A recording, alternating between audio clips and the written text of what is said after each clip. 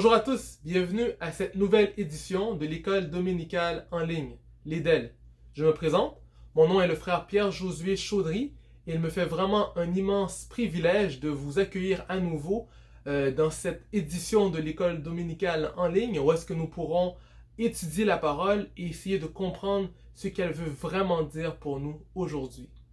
Donc, l'EDEL, c'est quoi? L'EDEL, c'est une occasion où est-ce que nous faisons une pause en famille pour étudier la parole de Dieu en famille, pour être transformé en famille, pour être conforme à l'image de notre Sauveur et Seigneur Jésus-Christ.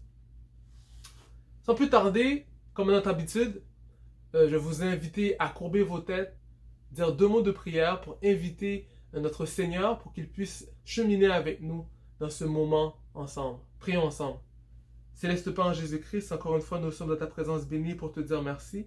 Merci pour ta grâce, ton amour, ta fidélité envers nous qui se renouvelle chaque matin.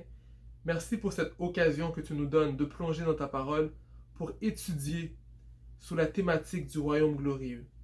Ô Dieu, nous te demandons, Seigneur, de vraiment nous faire la grâce de nous montrer le royaume, de nous montrer toute la gloire de ton royaume, de nous faire la grâce, Seigneur Père, de représenter ton royaume, Seigneur Père, aujourd'hui, dans ce monde déchu. Te demandons, Seigneur Père, que tu viennes habiter en nous, Seigneur, que ta parole puisse être gravée dans nos cœurs, que nous puissions l'étudier, la méditer, la comprendre. Fais-nous la grâce, Seigneur Père, par ton Saint-Esprit, de véritablement marcher chaque jour selon cette parole, accompagné par ta parole. Te disons merci pour ce moment, parle-nous, enseigne-nous, dirige-nous. Te prions toutes ces choses dans le nom précieux de ton Fils Jésus-Christ, par celui qui vit et règne au siècle des siècles. Amen. Un royaume glorieux. On est déjà rendu à la partie 4 de cette mini-série, où est-ce que nous avons comme sous-titre aujourd'hui, objectif, glorification. On avait quelques textes d'ordre dans cette série, je vais prendre le temps de vous les rappeler. Premièrement, nous avions comme texte d'ordre Matthieu 6, verset 33, qui nous disait « Préoccupez-vous d'abord du royaume de Dieu et de la vie juste qu'il demande. Et Dieu vous accordera aussi tout le reste. » Par la suite, comme texte d'or, nous avions Philippiens 2, versets 9 à 11, qui dit « C'est pourquoi aussi Dieu l'a souverainement élevé et lui a donné le nom qui est au-dessus de tout nom, afin qu'au nom de Jésus, tout genou fléchisse dans les cieux, sur la terre et sous la terre, et que toute langue confesse que Jésus-Christ est Seigneur, à la gloire de Dieu le Père. » C'était nos 2 textes d'or. Puis au fur et à mesure qu'on avance dans la série, je vais essayer qu'on comprenne un peu plus la portée de ces 2 textes-là dans tout ce qu'on a vu depuis le début. Donc, dernièrement à l'EDEL, qu'est-ce qu'on avait vu au courant des dernières semaines, au courant des semaines passées? Premièrement, on avait vu la définition du royaume. Un royaume, c'est un nom masculin. C'est un État gouverné par un roi, une reine, un territoire d'une monarchie. Deuxièmement, la définition qui nous intéresse, c'est le royaume de Dieu. Le royaume des cieux, le règne de Dieu, la volonté de Dieu. Après ça, comme définition, nous avons vu gloire. Gloire, c'est un nom féminin. C'est la grande renommée répandue dans un très vaste public. Se couvrir de gloire. Deuxièmement, c'est un honneur acquis par une action, un mérite, un travail. Donc, gloire. Dans la première leçon, on avait pris le temps de définir qu'est-ce que c'était un royaume. Définissons le royaume de Dieu. Un texte qui était important à comprendre, c'était le psaume 145, verset 13, qui disait « Ton règne est un règne de tous les siècles, et ta domination subsiste dans tous les âges. » Donc il faut vraiment comprendre que le royaume le plus important, c'est le royaume de Dieu. Son règne est un règne de tous les siècles, qui n'aura jamais de fin, et sa domination, la domination qu'il nous confie en tant que ses enfants, est une domination qui subsiste dans tous les âges. Dans la deuxième leçon, on avait pris le temps de redéfinir ce qu'est la gloire. Il y avait 3 mots en particulier que je veux toujours vous rappeler qui définissaient la gloire. Premièrement, c'était kabod. Kabod, c'est un mot hébreu qui veut dire poids, lourdeur. Donc, la gloire, ça a toujours été défini par le poids. Donc, la valeur de l'or, ça a été tout le temps défini par le poids, un pesant d'or. Et puis, cette lourdeur, ce poids, a été plus tard défini comme étant la gloire. Kabod, c'est une splendeur. C'est de manière copieuse et abondante. Donc, la gloire, on peut penser à quelque chose qui a de la valeur, quelque chose qui a du poids. Deuxièmement, on avait vu le terme Shekinah. Shekinah vient du mot hébreu shakan, qui veut dire habiter ou résider. Donc, Shekinah, en d'autres termes, c'est la présence divine parmi son peuple, particulièrement dans le temple. Maintenant, on peut dire en nous en tant que chrétiens, mais figurativement, plutôt, c'était dans le temple de Jérusalem.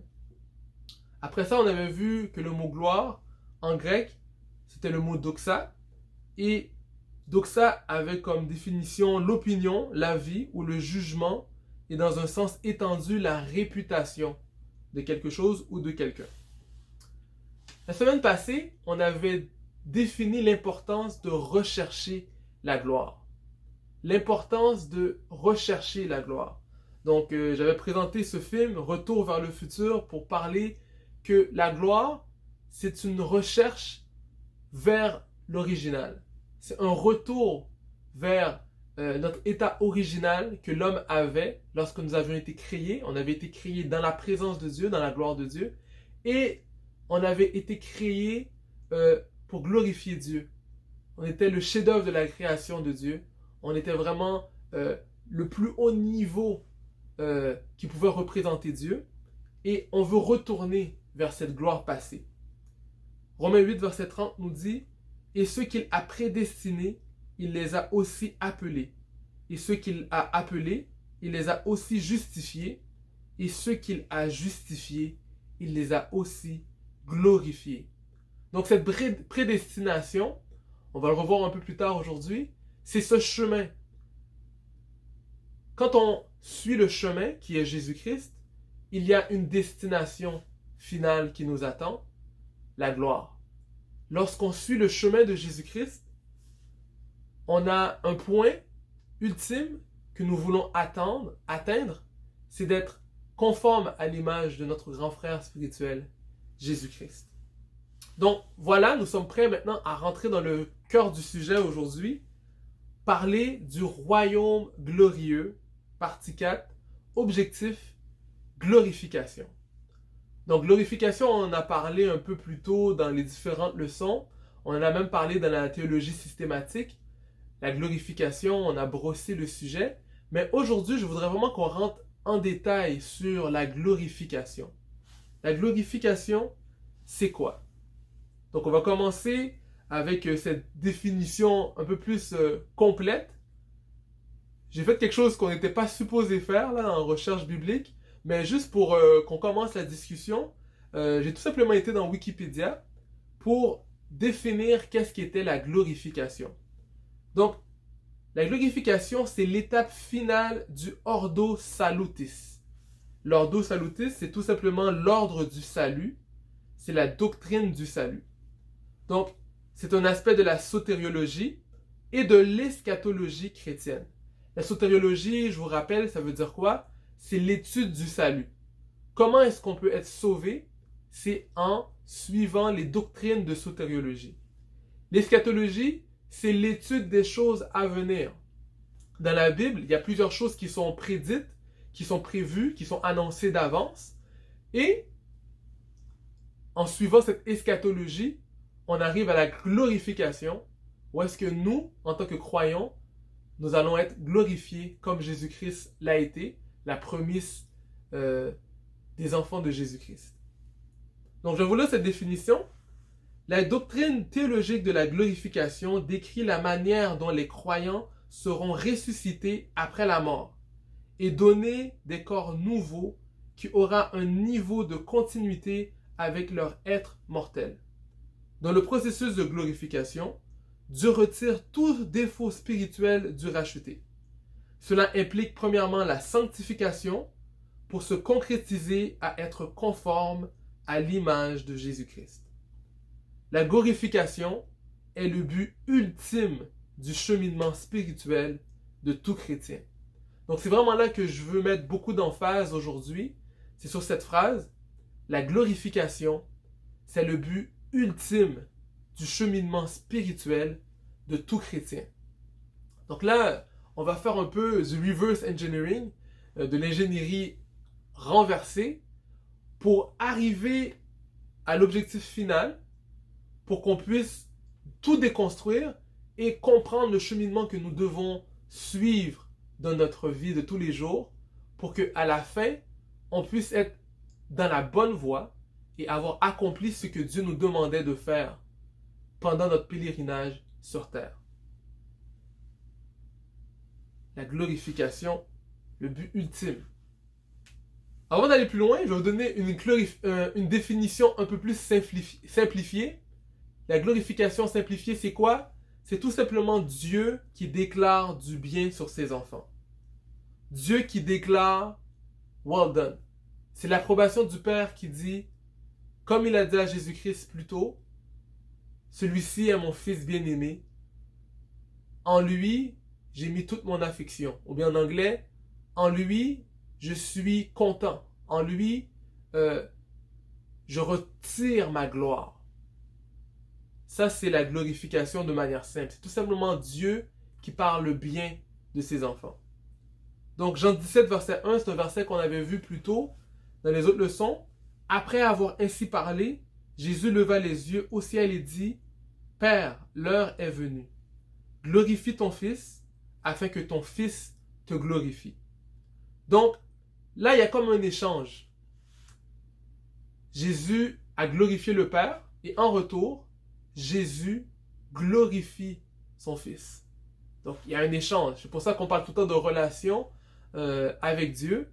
Et dans cette relation qu'on a avec Dieu, qu'on obtient avec le salut, qu'on obtient avec notre croyance en Jésus-Christ, lorsqu'on accepte Jésus-Christ dans notre vie, lorsqu'on accepte la parole de Dieu dans notre vie, ça nous amène à avoir une relation avec Dieu. Et dans cette relation avec Dieu, ça amène à une destination qui est prédéfinie. Et cette destination, c'est la glorification. C'est Dieu qui nous dit, bon et fidèle serviteur, je suis content de toi, tu as fait un bon travail, rentre et vis éternellement avec moi. Ça, c'est vraiment là le rêve de tout chrétien, vivre éternellement avec Dieu et avoir l'approbation du Père. Donc, il y a beaucoup de vidéos que j'écoute maintenant qui parlent des différentes difficultés dans la communauté noire, fatherlessness. Il y a beaucoup de familles qui vivent sans père. Et puis, un des problèmes que ça donne aux jeunes garçons, c'est que, ça ne donne pas de modèle. Et, deuxièmement, c'est qu'ils n'ont pas de direction pour avoir l'approbation de leur père. Qu'est-ce que chaque enfant recherche? C'est l'approbation de son père. Des fois, les parents, on a cette image-là du père qui ne parle pas beaucoup, mais quand le père sourit, regarde son fils et dit « Je suis fier de toi, garçon », ça vaut de l'or. Ça vaut quelque chose que il n'y a rien qui peut payer sur terre. Et cette recherche-là, Dieu l'a mis en allégorie dans notre relation familiale pour que nous puissions le vivre ultimement en lui.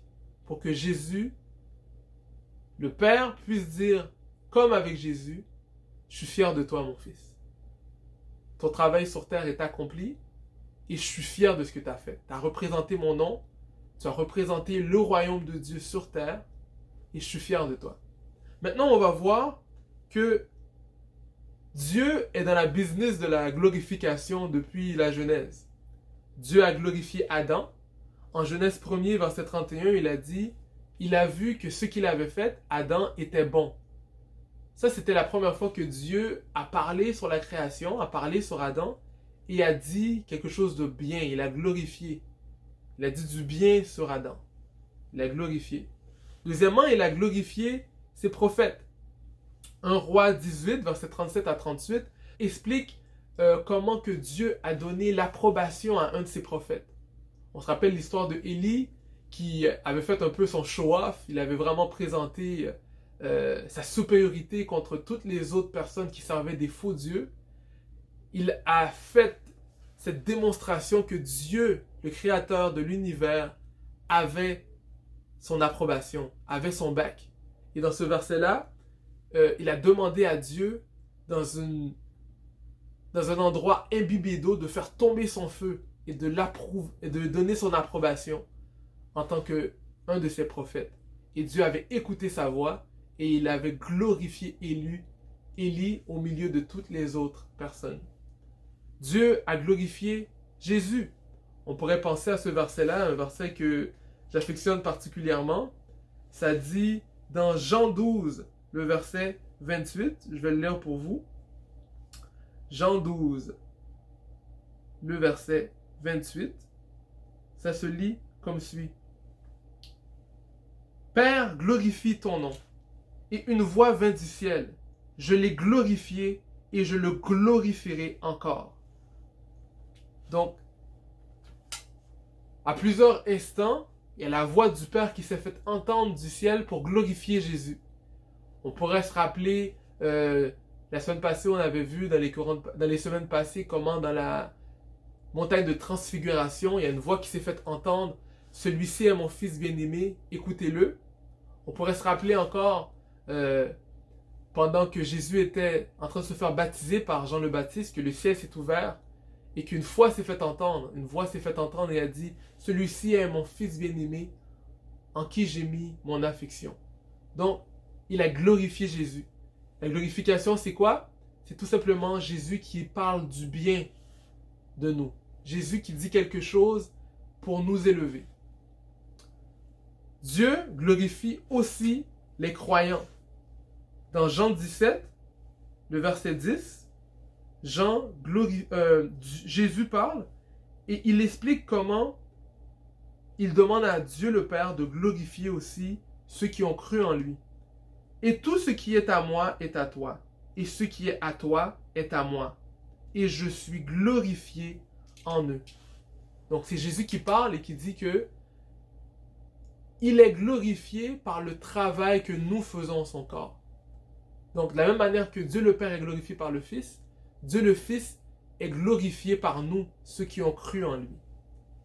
Et le point qui va marquer cette leçon aujourd'hui, c'est Dieu glorifiera son corps. Dieu va glorifier le corps de Christ en nous donnant des corps nouveaux. Dieu va nous glorifier.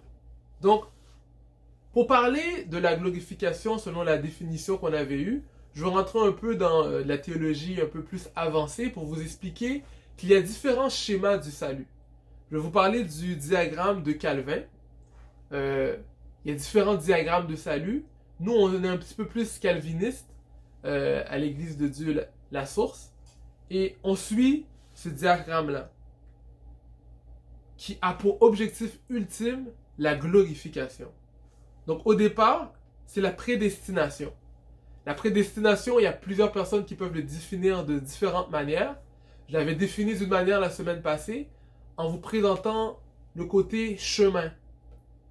Lorsqu'on est en Jésus-Christ, il y a un chemin qui est prédestiné, qui nous amène à une destination finale, la glorification, qui est d'être avec Dieu le Père pour être conforme à l'image de Jésus-Christ. Donc, c'est pas tout le monde qui le voit comme ça. Il y a des personnes qui disent que la prédestination, c'est aussi les personnes qui ont été choisies d'avance par Dieu. Donc, Dieu a présélectionné ces champs-là d'avance. Nous qui croyons dans le libre arbitre du genre humain, on ne met pas beaucoup cette définition-là de l'avant. Mais dans le salut, selon notre Jean 3,16, quiconque, cette prédestination-là est lancée à tout le monde. À quiconque qui croit, on peut être sauvé si on fait le choix de croire en Jésus-Christ. L'élection et l'appel, c'est encore une fois présenté dans Jean 3,16. Quiconque croit. L'appel est lancé à quiconque qui croit en Jésus-Christ. Après ça vient la régénération, la foi, la repentance, la justification, l'adoption, la sanctification, la persévérance. Tout ça, ce sont des points dans la théologie systématique qui parle du salut. Et le dernier point du diagramme du salut selon Calvin, c'est la glorification. La glorification, c'est Dieu qui parle de bien de ses enfants et nous transforme, nous donne un nouveau corps, nous ressuscite d'entre les morts et pour qu'on puisse vivre ensemble avec lui. Donc, aujourd'hui, je vais faire une leçon très simple. Je vais tout simplement vous présenter 5 versets qui parlent de la glorification. Psaume 49, verset 15, Daniel 12, verset 2, Jean 11, verset 23 et 24, Romains 8, verset 17, 1 Corinthiens 15, verset 20. Ces versets-là ont pour but tout simplement de vous présenter comment est-ce que la glorification a été annoncée depuis longtemps et comment elle peut se vivre. Psaume 49, verset 15 dit « Mais Dieu sauvera mon âme du séjour des morts, car il me prendra sous sa protection. » Donc, dans ce verset-là, on parle de glorification. C'est intéressant de voir comment que la glorification est sous-entendue dans des versets qu'on ne pourrait pas croire. Donc, quand on parle « sauver mon âme du séjour des morts », on parle vraiment de la glorification. Comment? Lorsqu'on incite que notre âme ne va pas tout le temps être dans le séjour des morts. Notre âme, notre espérance, c'est que notre âme va toujours vivre. Notre âme va être ressuscitée pour toujours vivre avec Christ, avec Dieu le Père. Et ça, c'est la glorification. Un deuxième verset, Daniel 12, verset 2 nous dit « Plusieurs de ceux qui dorment dans la poussière de la terre se réveilleront, les uns pour la vie éternelle et les autres pour l'opprobre, pour la honte éternelle. » Donc là, on nous parle de la résurrection. Tout le monde va vivre éternellement. Mais, il y a 2 chemins. Et dans ces 2 chemins-là, on doit faire notre choix aujourd'hui pendant que nous sommes vivants. Allons-nous choisir de vivre pour la vie éternelle, selon Jean 3,16, ou est-ce que nous allons choisir de nous réveiller éternellement pour la damnation éternelle? C'est un verset qu'on dit souvent, une notion qu'on dit souvent, mais nous on croit que l'être humain a 3 parties, le corps, l'âme et l'esprit. Lorsque nous acceptons Jésus-Christ comme Sauveur et Seigneur, on dit que notre esprit est tout de suite sauvé, parce qu'elle rentre en communion directe avec Dieu. Dieu qui est esprit, notre esprit, directement sauvé. On dit que notre âme est en train d'être sauvée lorsque nous sommes en train de vivre notre vie de sanctification, lorsque nous essayons de transformer notre intelligence et notre volonté à toujours faire le bien, lorsque nous transformons nos émotions à aimer ce que Dieu aime. Ça, c'est un processus que nous vivons partout, pendant tout le temps que nous vivons notre vie sur la terre. Nous vivons ce moment-là pour être comme Dieu, donc notre âme est en train d'être sauvée. Et en dernier lieu, notre corps va être changé. Notre corps va être transformé. Notre corps va être glorifié. Et nous allons, à la résurrection des morts, recevoir un corps comme Jésus-Christ. C'est la bonne nouvelle de la leçon d'aujourd'hui, la glorification du corps. Prochain verset, Jean 11, verset 23 à 24. Jésus lui dit, « Ton frère ressuscitera. » « Je sais, lui répondit Marthe, qu'il ressuscitera à la résurrection au dernier jour. » Donc, on se rappelle de cette histoire de la résurrection de Lazare. C'est pas simplement à la résurrection des morts, c'est une connaissance qui était notoire dans le temps déjà, que nous devons tous ressusciter. Mais Jésus nous dit qu'il a la capacité de ressusciter les choses que nous croyons mortes dans nos vies. Donc Dieu est ce Dieu de vie, qui nous donne la vie. Donc, de moment à moment, on peut expérimenter ces petits moments qui donnent un avant-goût de la glorification totale que nous aurons lorsque Dieu va revenir, lorsque nous serons pour toujours avec lui. Donc, c'est une connaissance qu'on avait depuis le temps de Jésus. Marthe a répondu qu'il ressuscitera à la résurrection au dernier jour, jour que nous les croyants, nous attendons avec impatience. 4e verset, Romains 8, verset 17. « Or, si nous sommes enfants, nous sommes aussi héritiers, héritiers de Dieu et co-héritiers de Christ, si toutefois nous souffrons avec lui, afin d'être glorifiés avec lui. Donc là, il y a vraiment cette image que nous vivons une vie semblable à Jésus-Christ dans un objectif ultime. L'objectif que nous avons, c'est d'être glorifiés avec lui. De la même manière que Jésus-Christ a souffert et vécu toutes sortes de choses difficiles et que Jésus-Christ l'a ressuscité, l'a donné un corps glorieux, nous aussi, nous avons cette espérance. Nous allons être ressuscités et nous allons être glorifiés avec lui. Ça nous donne l'encouragement de vivre les difficultés, de vivre dans ce monde pour être glorifiés avec lui. C'est notre objectif ultime et c'est notre motivation. Nous acceptons de vivre toutes ces choses pour une seule et unique raison, parce que nous avons la conviction qu'à la fin de tout, nous allons être glorifiés avec lui. 5e verset, le verset qui est un peu plus la définition de la glorification. Mais maintenant, Christ est ressuscité des morts, et il est la prémisse de ceux qui sont morts. Et comme tous meurent en Adam, de même aussi, tous revivront en Christ. Donc moi, dans cette leçon, je veux vraiment vous rappeler cette belle nouvelle, cette bonne promesse. Il y a des personnes qui meurent. On sait qu'on est dans la saison du Covid. Il y a des personnes qui meurent de manière tragique. Il y a des personnes que nous ne voyons pas qui meurent. Mais on a cette conviction, nous, les enfants de Dieu.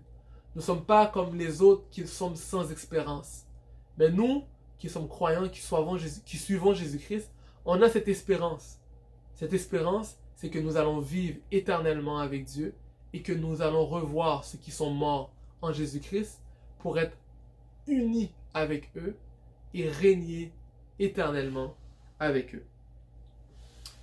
Donc, pour terminer, il y a 2 versets que je voulais vous lire pour nous motiver et nous rappeler l'importance de bien vivre notre vie sur terre pour que Dieu puisse parler bien de nous et nous glorifier. Matthieu 25, le verset 23. Ça se lit comme suit. Son maître lui dit, « C'est bien bon et fidèle serviteur. C'est bien, bon et fidèle serviteur. Tu as été fidèle en peu de choses, je te confierai beaucoup. Entre dans la joie de ton maître. » Voici ce que tous les croyants veulent entendre lorsque nous fermerons nos yeux ici-bas et rouvrir devant Dieu pour qu'il puisse nous dire, c'est bien, bon et fidèle serviteur. Tu as été fidèle en peu de choses, je te confierai beaucoup. Entre dans la joie ou entre dans la gloire de ton maître. Deuxième texte qui est très similaire à celui-ci et qui nous motive à rechercher la glorification se retrouve dans Jean 17, verset 4. Je t'ai glorifié sur la terre. J'ai achevé l'œuvre que tu m'as donnée à faire. Et maintenant, toi, Père, glorifie-moi auprès de toi, de la gloire que j'avais auprès de toi, avant que le monde fût. Donc, dans ce verset, je veux vraiment vous rappeler que le but ultime, c'est la glorification. Nous voulons vivre ce que Jésus a vécu. Comment est-ce que Jésus a glorifié son Père? Ça, c'est une question qui est importante à savoir. Comment est-ce que nous devons glorifier Dieu? J'ai achevé l'œuvre que tu m'as donnée à faire. J'ai une question pour vous. Quelle est l'œuvre que Dieu t'a demandé à faire sur terre? Toi qui m'écoutes. Est-ce que tu l'as fait? Si tu l'as achevé, tu vas glorifier Dieu sur terre. Et si tu glorifies Dieu sur terre, de la même manière que Dieu a glorifié son Fils Jésus-Christ, nous avons la conviction que Dieu va nous glorifier lorsqu'il va revenir au dernier jour. Nous allons être glorifiés comme lui. Voilà tout ce que j'avais aujourd'hui à l'Edem. C'était dans cette thématique du royaume glorieux, où est-ce que nous voulons voir vraiment que Jésus-Christ nous a donné un travail à faire sur terre et nous avons comme objectif un seul objectif, la glorification. Recevoir ces paroles de notre Seigneur, bon et fidèle serviteur, rentre dans la gloire. Il va alors nous donner un corps glorieux, un corps comme Jésus-Christ. Et nous allons entrer dans sa gloire. Voilà tout. Merci de m'avoir écouté. Bon dimanche.